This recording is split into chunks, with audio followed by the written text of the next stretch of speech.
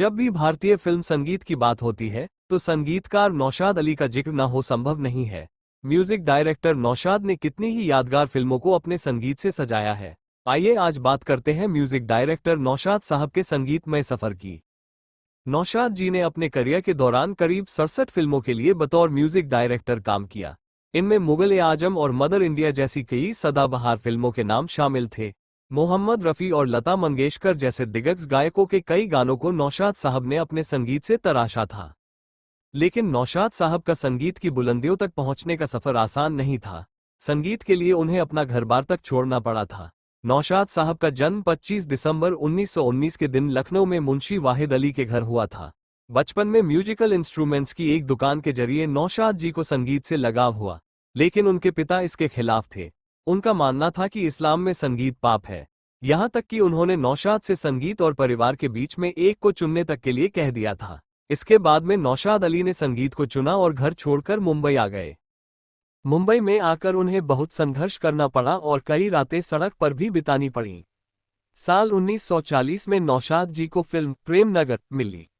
1942 में उन्होंने फिल्म शारदा में संगीत दिया, लेकिन फिल्म को कुछ खास सफलता नहीं मिली।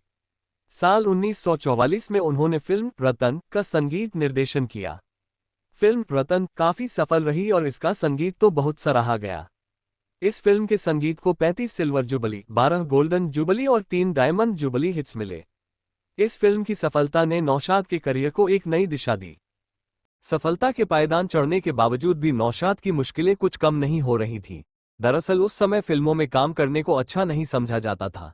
जब नौशाद साहब का रिश्ता तय हुआ तो उनके ससुराल वालों को बताया गया कि वो मुंबई में दर्जी का काम करते हैं।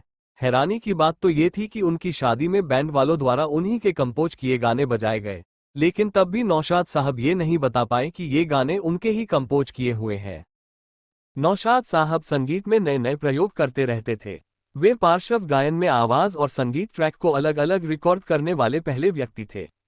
उन्होंने हिंदी फिल्म संगीत में अकॉर्डियन की भी शुरुआत की और खंजूरी के साथ तबला, ढोलक और घाटम जैसे ताल वाद्यों को मिलाकर विशेष लय बनाई।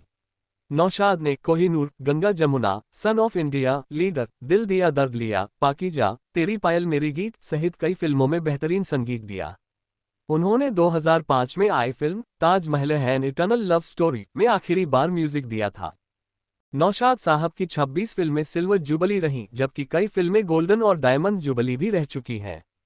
उन्हें साल 1981 में सिनेमा जगत सबसे प्रतिष्ठित सम्मान दादा साहेब फाल्के पुरस्कार से नवाजा गया था।